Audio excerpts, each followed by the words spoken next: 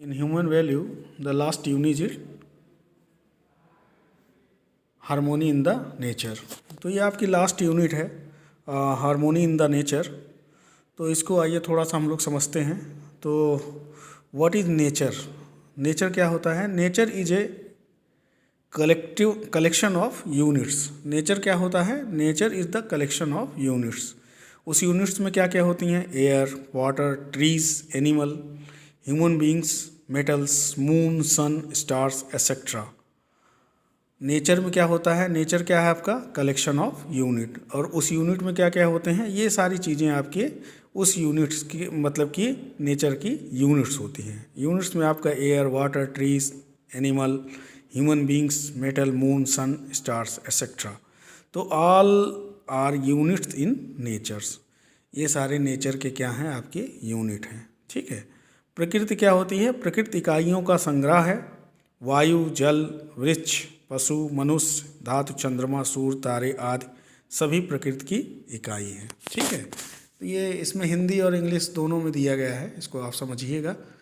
इसके अलावा इन सभी इकाइयों को 4 क्रमों में विभाजित किया जा सकता है। 4 क्रम कौन कौन से हैं आपके? पहला है आपका फिजिकल ऑर्डर, दूसरा है आपका प्राणिक ऑर्डर, तीसरा है आपका एनिमल ऑर्डर और चौथा है ह्यूमन ऑर्डर। ठीक है। तो सबसे पहला क्या है आपका? पदार्थ क्रम, पदार्थावस्था, इसको बोलते हैं फिजिकल ऑर्डर। दूसरा आपका प्राणिक ऑर्डर, इसको प्राणावस्था बोलते हैं। एनिमल ऑर्डर, इसको जीवावस्था बोलते हैं। ह्यूमन ऑर्डर, इसको ज्ञानावस्था या मानव क्रम बोलते हैं। ठीक है। अब इन्हीं 4 यूनिट्स का जो है आपका अलग अलग तरीके से इनकी एक्टिविटी होती है। इनका जो है इनेट्स होता है और इनका इनहेरेंस होता है। तो जैसे आपके ये चारों ऑर्डर हैं, इन्हीं को पहले हम चारों ऑर्डर को पहले समझने की कोशिश करते हैं कि फिजिकल ऑर्डर में क्या होता है, उसके बाद प्राणिक ऑर्डर में क्या होता है, एनिमल ऑर्डर में क्या होता है और ह्यूमन ऑर्डर में क्या होता है। ठीक है ना। तो सबसे पहले जो आपका आता है फिजिकल ऑर्डर। तो फिजिकल ऑर्डर की जो यूनिट्स हैं, इसमें दिए गए फिजिकल ऑर्डर की यूनिट्स क्या हैं आपकी? सॉइल और मेटल्स, जो मतलब कि प्रकृति में पाए जाने वाले आपके जो मीन्स यूनिट्स हैं, वो हैं आपकी पहली सॉइल और मेटल। अब इनकी एक्टिविटी क्या है? एक्टिविटी में इनका formation and deformation. Formation and deformation को समझने के लिए यहाँ पे देखिए आप, सबसे पहले जैसे मिट्टी है, तो ये मिट्टी आपकी सॉइल से क्या बना? ईंट बना। ईंट से क्या फॉर्मेशन हुआ? एक आपका घर बना। तो ये फॉर्मेशन हो रहा है। तो मिट्टी से क्या बन गया आपका? ईंट, ईंट से घर, घर से इसका जो है आपका घर बन गया। घर बनने के बाद जब पुराना होता है तो ये टूटता है। उसके बाद टूटने के बाद फिर से वो आपकी मिट्टी में कन्वर्ट हो जाता है।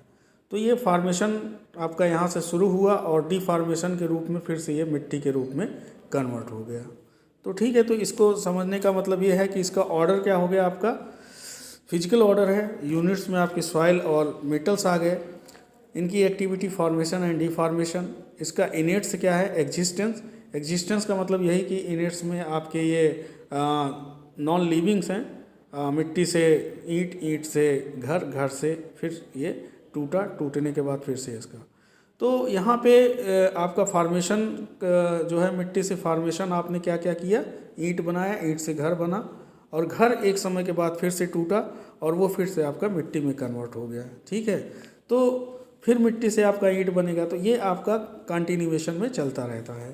तो ये आपका इनहेरेंट हो गया। इनहेरेंट में आपकी फिर से वही मिट्टी आ गई। ठीक है ना। तो यहाँ आगे थोड़ा सा और इसको समझिएगा, आप लोग समझाते हैं। यहाँ देखिए, जो हमारा मीन्स ये आपकी एक तो मिट्टी क्या है आपकी? नॉन लिविंग थिंग्स है, पहला नंबर।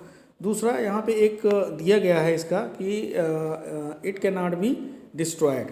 भाई मिट्टी जो है आपकी, मिट्टी से हमने जो भी किया और लास्ट में फिर से वो मिट्टी में कन्वर्ट हो गया। तो हम इसको क्या कर सकते हैं? Can not be destroy. इसको हम डिस्ट्रॉय नहीं कर सकते हैं। Only it's form can be change. केवल इसका जो रूप होता है, ये रूप जो है आपका चेंज होता रहता है। तो ये आपका जो फिजिकल ऑर्डर होता है, फिजिकल ऑर्डर में जो भी यूनिट्स होती हैं उनका हम डिस्ट्रक्शन मतलब कि कैन नॉट बी डिस्ट्रॉय, वो डिस्ट्रॉय नहीं होती हैं। उनके केवल फॉर्म में क्या होता है? परिवर्तन होता है। एक फॉर्म से दूसरे फॉर्म में कन्वर्ट होती हैं, फिर से ऐसे ही उसका रिसाइकलिंग होता रहता, चलता रहता है। ठीक है ना। चलिए, तो इसको यहाँ पे कंक्लूड किया गया था, ये आपको देख लीजिएगा कंक्लूजन में कि मतलब कि जो भी ये पहला ऑर्डर है आपका फिजिकल ऑर्डर। फिजिकल ऑर्डर में जो भी चीज़ें होंगी उनका डिस्ट्रक्शन नहीं होता है, केवल उनके फॉर्म में चेंजेस होते हैं। इसको आप समझ सकते हैं, ठीक है। नाउ सेकेंड, जो आपका सेकेंड ऑर्डर है वो आपका है प्राणिक ऑर्डर, ठीक है। प्राणिक ऑर्डर में क्या होता है आपका देख लीजिए। प्राणिक ऑर्डर में मेनली आपके प्लांट्स और ट्रीज आते हैं। प्लांट्स और ट्रीज आते हैं, तो इसमें मतलब कि आपके पौधे और पेड़ पौधे ये सब आते हैं। इसमें इनका जो है आपका फॉर्मेशन भी होता है, डिफॉर्मेशन भी होता है, और यहाँ पे दो चीज़ें और आती हैं, इनका न्यूट्रिशन और इनका वर्जन भी होता है, मतलब कि नुकसान भी किया जाता है, जैसे पेड़ को काटने के बाद उसको नुकसान पहुँचाना। तो यहाँ पे जो आपका मेन है प्राणिक ऑर्डर में आपके प्लांट्स और ट्रीज आते हैं, और इनका जो मीन्स एक्टिविटी है, इनकी एक्टिविटी जो होती है, इनका फॉर्मेशन डिफॉर्मेशन तो होता ही है, इसके साथ साथ इसमें आपका न्यूट्रिशन और जो है वर्जन, ये आपके दो चीज़ें और जुड़ती हैं।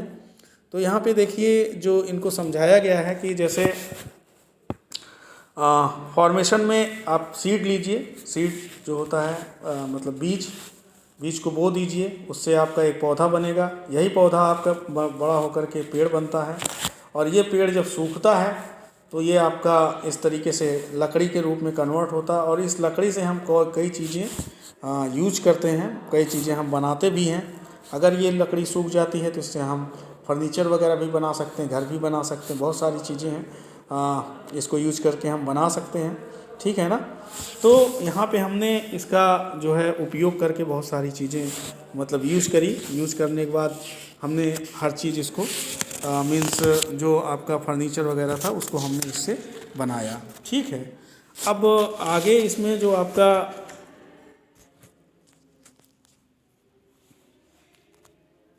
एक्टिविटी तो हो गई, और इसके बाद आपका जो इसमें इनेट्स है, इनेट्स में क्या होता है एग्जिस्टेंस और ग्रोथ। एग्जिस्टेंस का मतलब कि बीज जो होता है आपका धीरे धीरे बढ़ कर के पौधा बनता, पौधा से फिर क्या बनता है ट्री बनता है। तो यहाँ पे इनेट्स क्या हो गया आपका, इनका ग्रोथ हो गया, ठीक है। जैसे ह्यूमन ऑर्डर में भी आपका ग्रोथ होता है, ठीक है।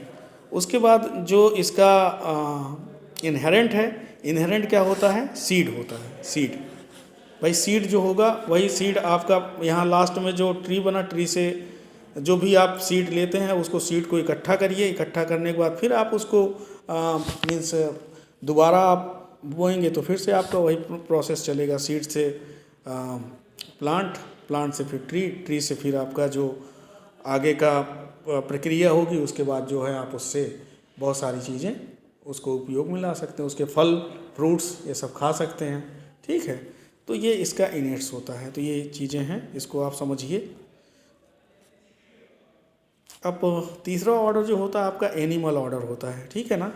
एनिमल ऑर्डर में आपके जो आते हैं जीव जंतु आते हैं, ठीक है। एनिमल और बर्ड्स, पक्षी और जानवर आते हैं, ठीक है।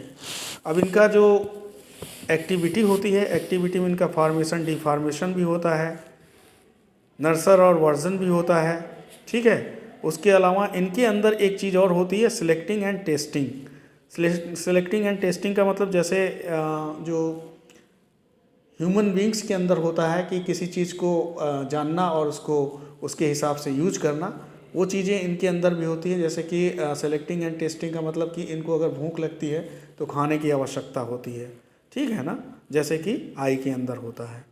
इसके अलावा जो इनका मीन्स इनेट्स होता है, इनेट्स में इनका एग्जिस्टेंस प्लस ग्रोथ के रूप में आपकी ये बॉडी के रूप में ग्रोथ होते हैं।